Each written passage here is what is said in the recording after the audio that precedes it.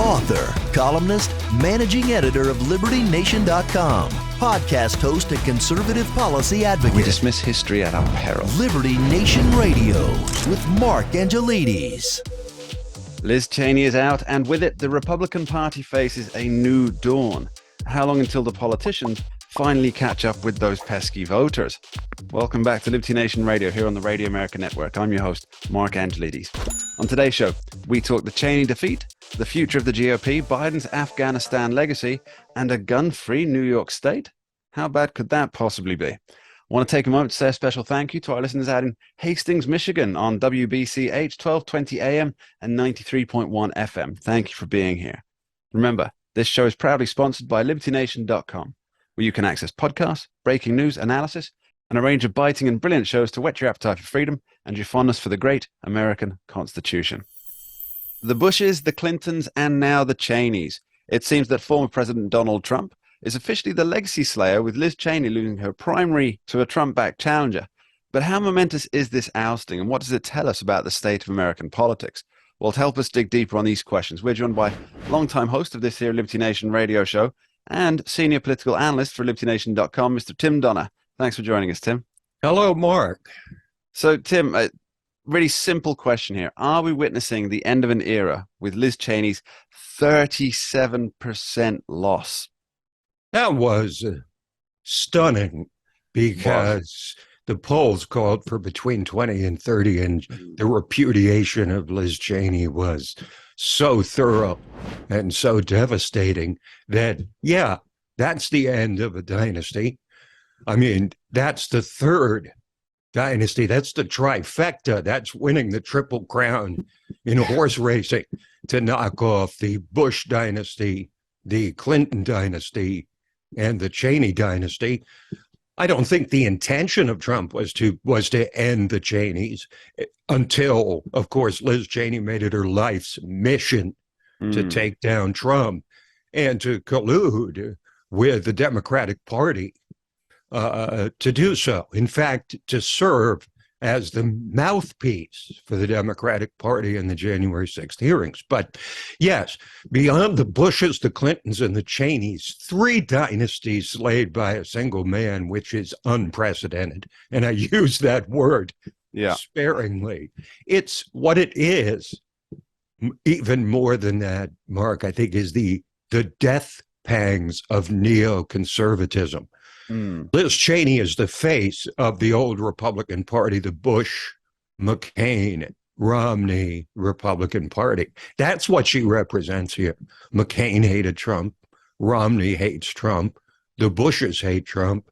And they all represent a single viewpoint within the party, which is the neoconservative viewpoint, which cost, of course, the Republicans big time over the Obama years, but they have shed that completely now. It's like a snake that's shed its skin to some extent. And so Trump has taken over the party. There's no question. And after this raid on Mar-a-Lago, the idea of anybody but Trump getting the nomination now seems far more distant. Ron DeSantis has been knocked down a peg for sure, because now even people that aren't wild about Trump are getting behind him on principle because of the raid and what it represents. Yeah, we discussed that last week, didn't we? We talked about how, you actually really called it precisely when we talked about this on last week's edition of Liberty Nation Radio, where he said that these actions have almost made Trump a martyr. And I think that's that really has played out over these last 7 days. You mentioned again about how Trump's brought down three dynasties. I think the only comparable event, because this was unprecedented, as you say, that the only comparable event was Brexit. And that took down two prime ministers. It impacted three general elections. I think that's the only other event. And of course, the two are inextricably linked, Trump and Brexit. Absolutely. It's a very good analogy. So Liz Cheney, she's trying to snatch a victory from the jaws of defeat. Her Trump-imposed defeat with a possible presidential run. Now, she hasn't announced, but she's made all the right noises that those who have watched over the decades know she's running. You know, she's certainly going to at least put out an exploratory committee, set up a couple of PACs to start seeing what kind of money's there. She's issued what you call a non-denial denial of her plans to run for president. Yes. So you wrote an article on LibertyNation.com just a few days ago called Liz Cheney's Fatal Conceit.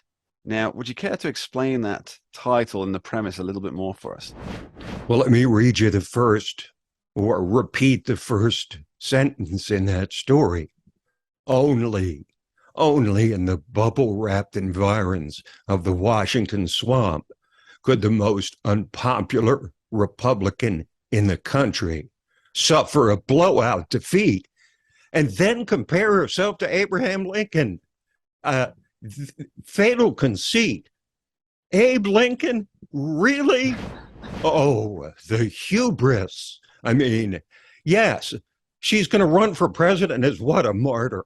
But it makes sense at some level, Mark, even though she's a laughing stock at the idea of running for president when she gets defeated in her own party's primary by 37% in the most pro-Trump state in the country, or one of the top 2 or 3. Okay, so it makes some sense for this reason, Mark, because her singular goal in life, or her political life, it seems, is to deny Donald Trump another shot at the presidency, to deny him the White House. So whatever stragglers there are in the Republican Party, and there are, a fair number that are uncomfortable with Donald Trump, if she runs as an independent, she may well believe she can siphon off just enough votes to deny Trump another term in the White House. So in some sense, it makes sense, but it also just demonstrates the Washington hubris to a degree that we haven't even seen for all these years, when the Congress has been marginally more popular or less popular, depending on the year, as used car salesmen. The popularity there, you pointed out in that article that we were just discussing, the fatal conceit, that according to the numbers, Liz Cheney is certainly the most unpopular Republican, but it's by such a measure that she's was it 40? She's 45 behind Mitch McConnell. Mitch McConnell, who until was the second most disliked. Until Cheney started her religious mission to remove Donald Trump from public life, Mitch McConnell was easily the most unpopular figure, not just in the Republican Party, Mark, but in the entire country, because, of course, Democrats hate him. But he is so far ahead of Liz Cheney that you have to look at it and say, Liz Cheney is not only the most unpopular politician in the entire country, but as she is by such a breathtaking margin that, I guess she figures that when she runs for president, people won't care about her so much as the fact that she's just somebody to vote for that isn't Trump and isn't the Democrat. I think specifically here, we're looking at somebody that isn't also Joe Biden, because if he does run, exactly. So she can appeal to the people that can see that Joe Biden is a doddering old man who's not up to the job, which makes them uncomfortable voting for him, but they're uncomfortable with Trump, perhaps mostly because of January 6th and the end of his presidency. And she gives people a third choice that allows them to signal virtue by saying, I didn't vote for Biden or Trump. I voted for the rebel Liz Cheney. Unfortunately for her, I think that's a tiny little group that could meet in a virtual telephone booth as far as politics goes, because Republicans hate her to a degree we haven't seen in a long time. And of course, Democrats will toss her out with yesterday's trash as soon as her usefulness is done as their mouthpiece for the January 6th committee. A rebel without a cause, without a platform, and without a plan. Tim Donner, we'll be right back discussing how GOP voters have chosen the America First future right after this break. Don't go anywhere. We dismiss history at our peril. Liberty Nation Radio with Mark Angelides. And we're back with Tim Donner. Earlier in the show, we're talking the destruction of the political dynasties at the hands of Donald Trump. But now I want to dig into a little more about what the numbers tell us regarding your regular Republican voters. Now, do they back the plain old GOP, or are they moving towards the America First position? And can these sides ever be reunited through an election? Tim, where do you think the majority of GOP voters stand? Are they running full tilt towards this new version of the party that Joe Biden kind of warned about, and he said, this isn't the party of your grandfather, this isn't the Republican Party of your grandfather? Or as Liz Cheney hopes, are they wanting to stay with the tried and tested, established GOP? Well, they're not the party of their grandfather or their father. I mean, the party of the grandfather was a moderate Republican party that was willing to get slim, very slim pickings in Congress, and they would win the presidency from time to time. They were internationalists and largely not very effective in terms of trying to take control of Congress until 1994. Then the father's party was neoconservatives, George W. Bush, Mitt Romney, John McCain, and now Liz Cheney represent that. So it's not the grandfather or the father's party.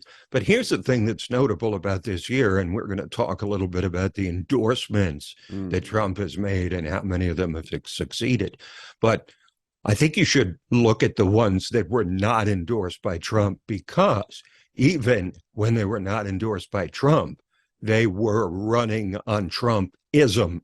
Nobody was running against the Trump political agenda, which means his agenda has overwhelmed the party. The personality, the person of Trump is an entirely different story, because for obvious reasons. But Trumpism, America First, it is MAGA. It is the Republican Party. I think it's safe to say that. Yeah, you mentioned the endorsees there. Now, we've seen so many of them win victories in high-profile races. Now, it is fair to point out that some of these, they were almost certain wins, regardless of the golden ticket endorsement. And there were some that were, I don't know, I think even as a betting man, I would have given a bit of a pause before taking that bet. But it seems to me that the reason Trump appears to be batting around 92% wins in these races is that voters trust him, and therefore, through extension, the candidates, not to be business as usual Republicans. So this does mean then that America First voters are the mainstream of the GOP, right? Well, Mark, I think the best litmus test of where Trump stands within the party and the country, probably right now at this moment, a short period after the raid at Mar-a-Lago, came in the Wyoming congressional race with Liz Cheney. The reason I say that is because everybody knew she was going to lose. The best guess was it would be 20, 25, 30 points at most. The 37% defeat has to represent something of a spike for Trump after the raid that even political opponents like Maryland Governor Larry Hogan, who's a mainstream figure, were highly critical of the Biden administration. And I say that, the Biden administration, because the sense that this president knew nothing about this raid. I believe he knew nothing about the specific time and place. Some people would say that he knew nothing about being president of the United States. But right, he used the Sergeant Schultz defense. Yes, I know nothing. Yeah. I know nothing. But it's obvious and clear, and hasn't been denied, that he basically had instructed the Justice Department to go after Trump full bore, that he was after he would not oppose, however you want to put it, because there's supposed to be arm's distance between the Justice Department and the president. But it's clear that he wanted Trump prosecuted, as we say, to the full extent of the law. Let's go back to the idea of America First being the Yes. standard GOP or the mainstream GOP. Now, we do see so many people in the mainstream media, the legacy media, and in DC, and they're pushing back on the idea that the GOP should be an America First party. Now, whether that's because of their dislike for Trump, dislike of the idea because they're internationalists or globalists, but surely that should be for the voters to decide. And those who don't want to be a part of it, a part of this burgeoning America First movement, then the way I understand it, they could either get out of the way or make a better case for why their way is more desirable. Mm-hmm. Now, why do you think they just approach this burgeoning change with bitterness rather than new and better ideas or a better mousetrap? Oh, those pesky voters. Yeah, they always get in the way. What are we going to do about them votes, when they tell us what they actually want, when we know better than them what's good for them? Mm. That's the paternalism of Washington that people cannot stand. And it's really not that complicated, I think. It simply represents that these people are losing their power. They're losing their grip. For years, these people either had power and abused it to the extent of, the Iraq incursion turned out to be the biggest disaster for the Republican Party in a long time. And okay, so let's say they were honestly held convictions to advance this idea that will make the world safe for democracy by forcing it on people. Mm. Let's say that was true. Well, it proved to be a disaster for not just the party, but the country. And the problem is that they won't even admit it.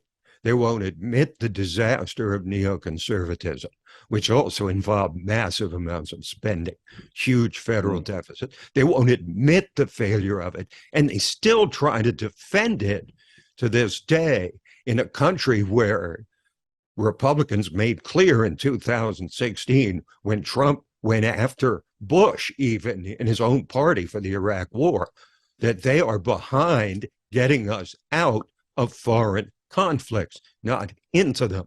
And Liz Cheney and company better just accept that, or like the Lincoln Project Republicans, go form their own independent rump party, or whatever you want to call it. They can head along with Andrew Yang and his forward Yes. third party Yes. options. No, they won't do that because Andrew Yang already has established himself as the head of the party. So there's not enough power for them. Yeah, there's not enough power to get a job at Starbucks, I think, for that particular brand. Tim Donner, thank you ever so much for your time. Always a pleasure, Mark. You're listening to Liberty Nation Radio, heard across the Radio America network from our flagship station in the nation's capital, WWRC in Washington, D.C. Down the road, we talk New York's anti-gun extravaganza. But up next, what is Joe Biden's legacy in Afghanistan? We dismiss history at our peril. Liberty Nation Radio with Mark Angelides.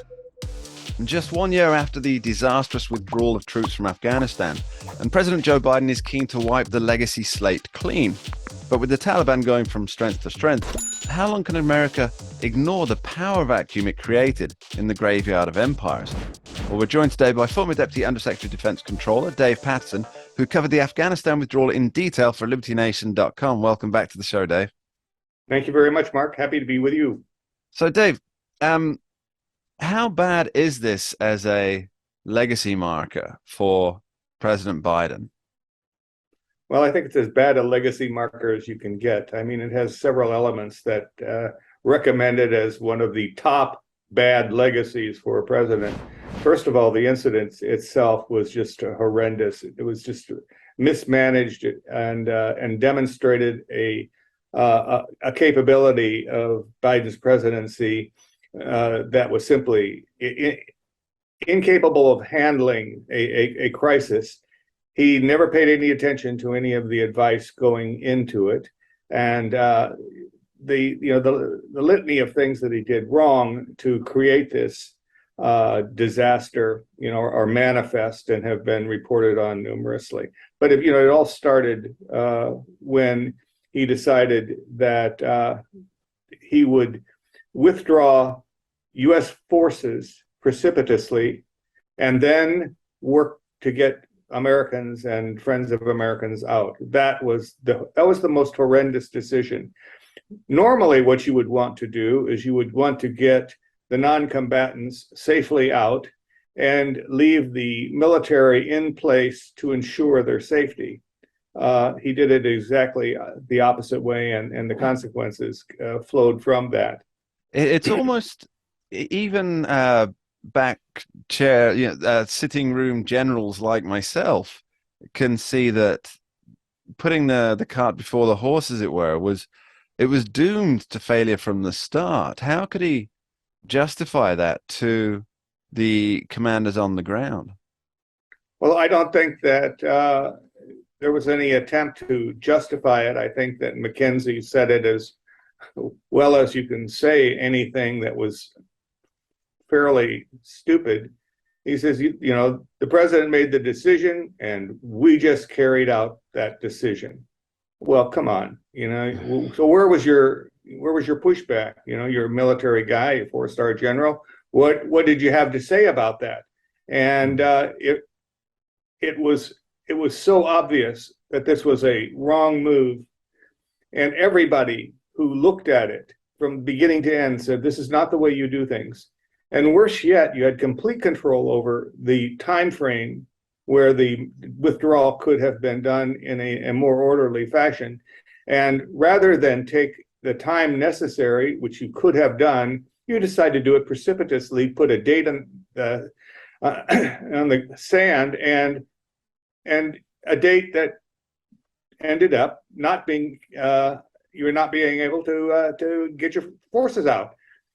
So this was ridiculous from beginning to end. And the second part of the bad legacy is that it has become a bad legacy. And that is that you have created the very environment of global terrorism, safe haven for terrorists that you had hoped to eliminate. But by virtue of... That's what I want to talk about, Dave. How much more powerful is the position of the Taliban now compared to, let's say, 2 years ago, for example? Because it seems to me that as a propaganda win, this is that you couldn't hope for a better one. You're exactly right. The Taliban is, for all intents and purposes, across Afghanistan, in total control. And whereas 2 years ago, obviously they weren't, and they were being held at bay. The thing that you never want to do in any sort of a modestly successful withdrawal is to leave when your enemy has the best operational environment in which to carry out their mischief. And so what is the best operational environment? Oh, the summertime. Yeah, fighting season. Yeah. Exactly. And it has been that way for, golly, 1,000 years. But the Biden administration didn't figure that out. And even though every administration previously had always basically scheduled their operations around the fighting season. What are we thinking that, I mean, obviously there's a lot of reports about how things are on the ground in Afghanistan for regular people, but how bad is it now that the Taliban have complete control? Well, I think that those left behind, despite the fact that no one will be left behind, are in serious jeopardy. Reports are that about 80% of all the Afghans who had been modestly friendly toward the coalition forces are in deep trouble and are constantly harassed and in many cases summarily killed. And it's not an isolated one here, one there.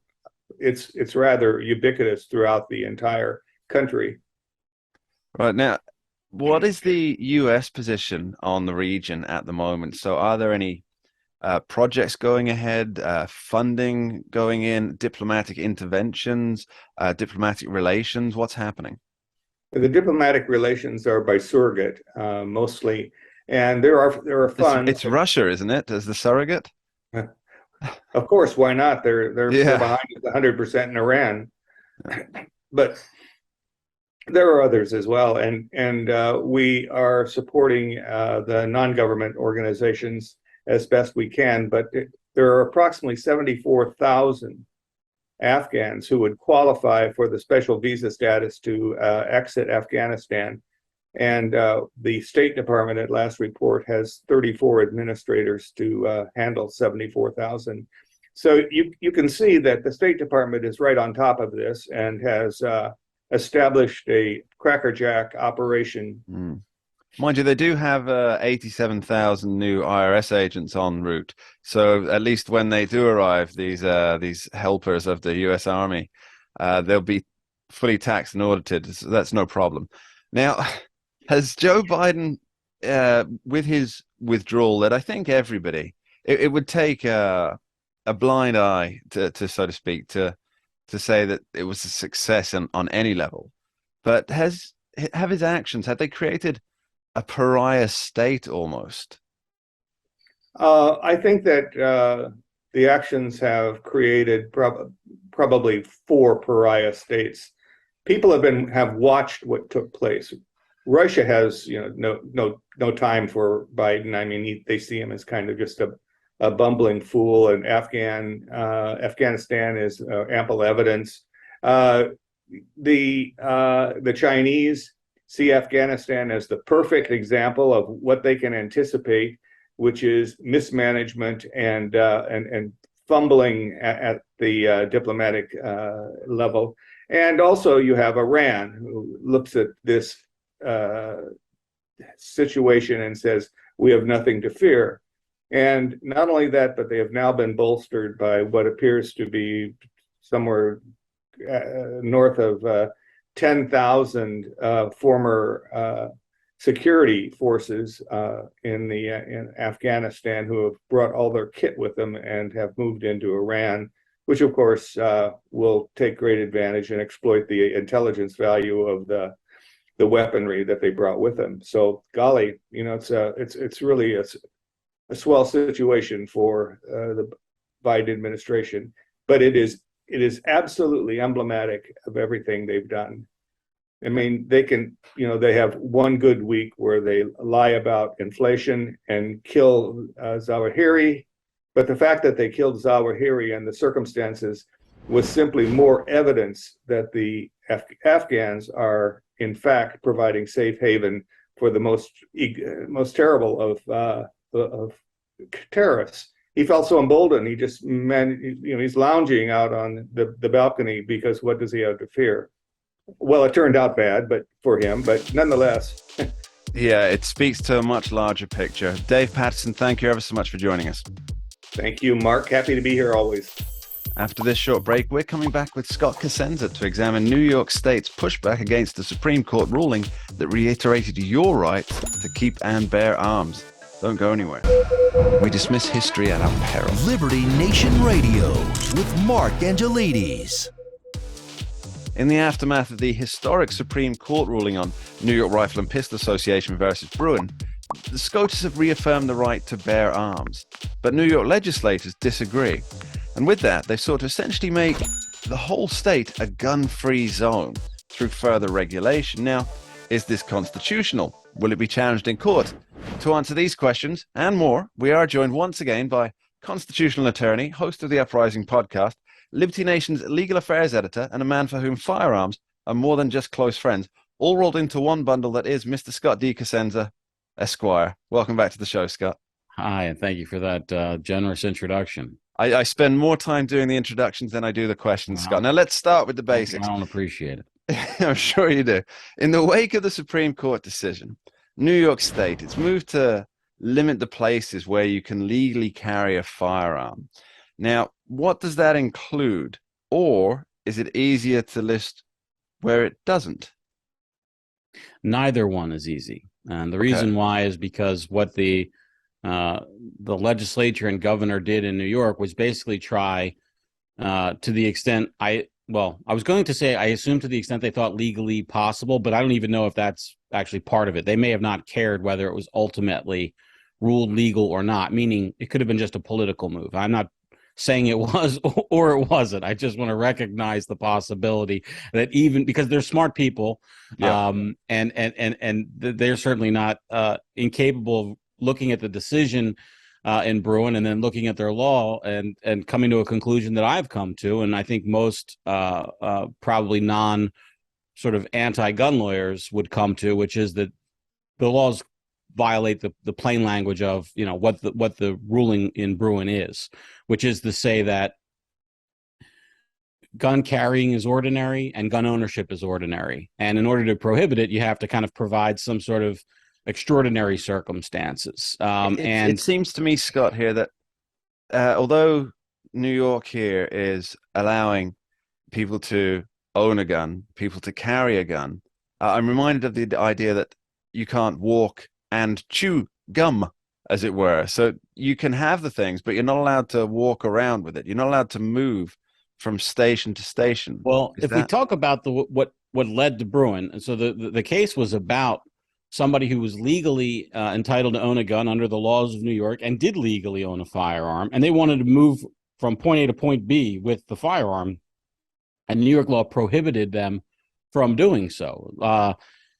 Basically, they could have it at their residence, pretty much, or they could take it to one of very few limited firing ranges within the state, and that was it. Any other use was basically prohibited by law, and that's what the court struck down. Now, to your first question to me is to say where it's approved or where it isn't. The reason why you can't tell or it's such a mishegas is that New York State passed, I think, 9 bills. It could be even higher at this point in response to the Bruin decision.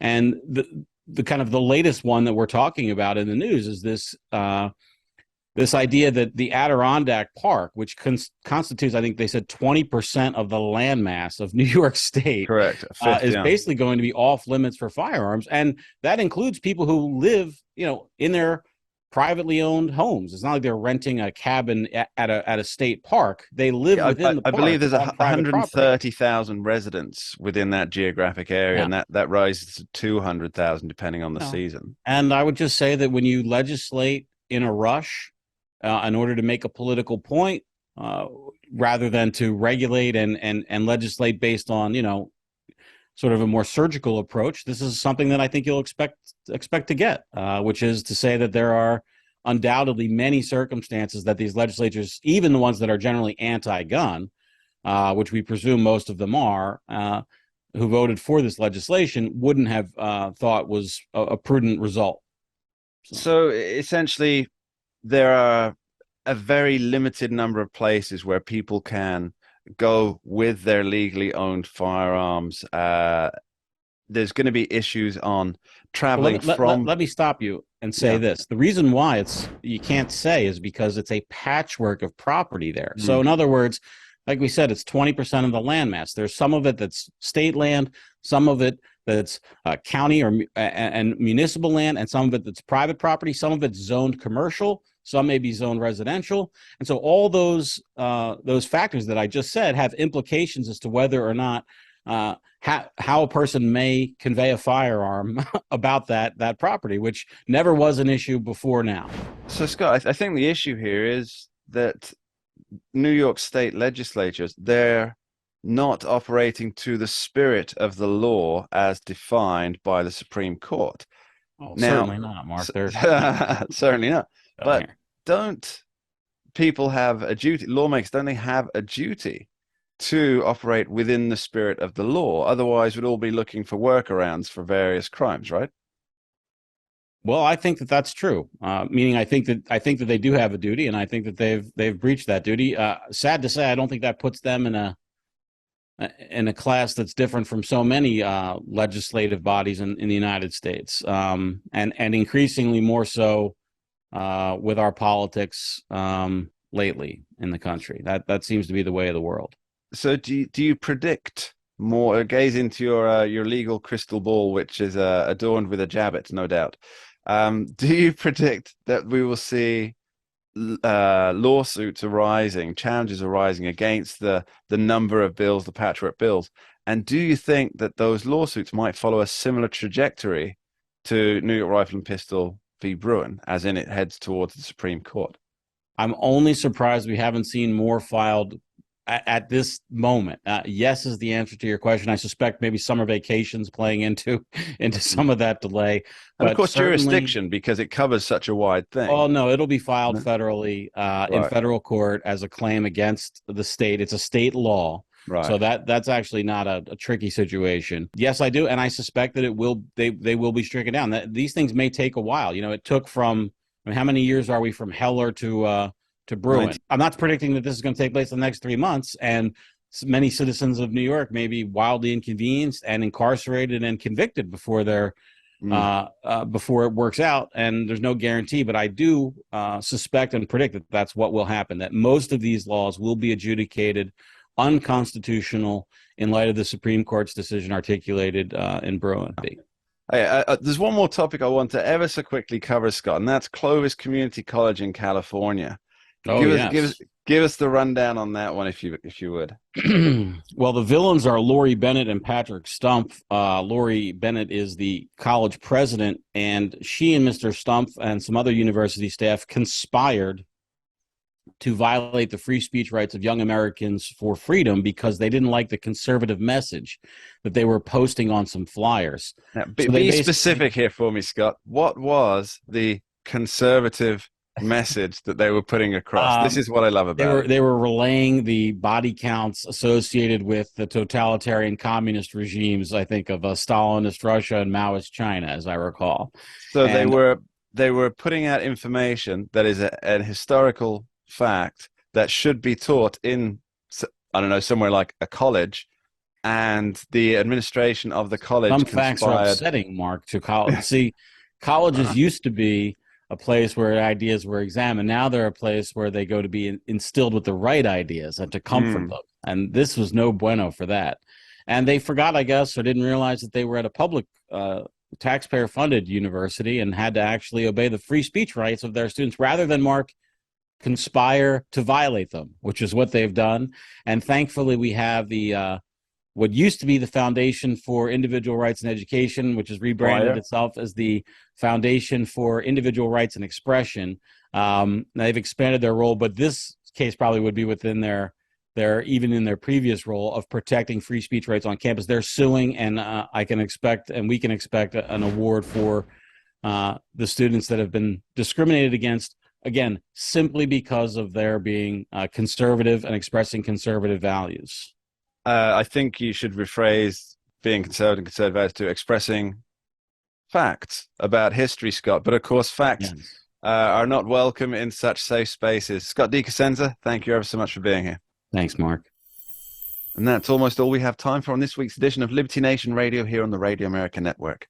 Before I wrap up, I just want to say thank you to our guests, Tim Donner, Dave Patterson, and Scott DiCosenza, and you, the listeners, for taking the time to join us. I'll leave you with a final thought to think over for the week. Ayn Rand wrote, quote, "The smallest minority on earth is the individual. Those who deny individual rights cannot claim to be defenders of minorities," end quote.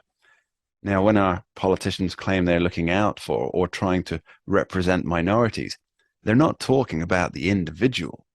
They're talking about the collective. And we should wonder why.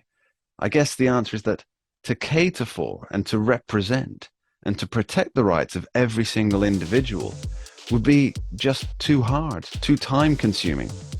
If only there were, I don't know, a document or two, perhaps a constitution and a Bill of Rights that they could look to in order to understand how best to protect the true individual.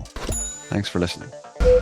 We dismiss history at our peril. Liberty Nation Radio with Mark Angelides. We're doing it for real, really real. Liberty Nation. And Jeff Charles, contributor for LibertyNation.com. I think we're starting to make an impact. Liberty style, fight for freedom. tracking poll sponsored by Liberty Nation for Thursday. Mentioned by Dan Bongino, Rasmussen, Jordan Peterson, and I others. can do it again if you want me to. Cited in Mark Levin's American Marxism. I think we're starting to make a really big impact. Get noticed. We're doing it. Rock on. I'm gone.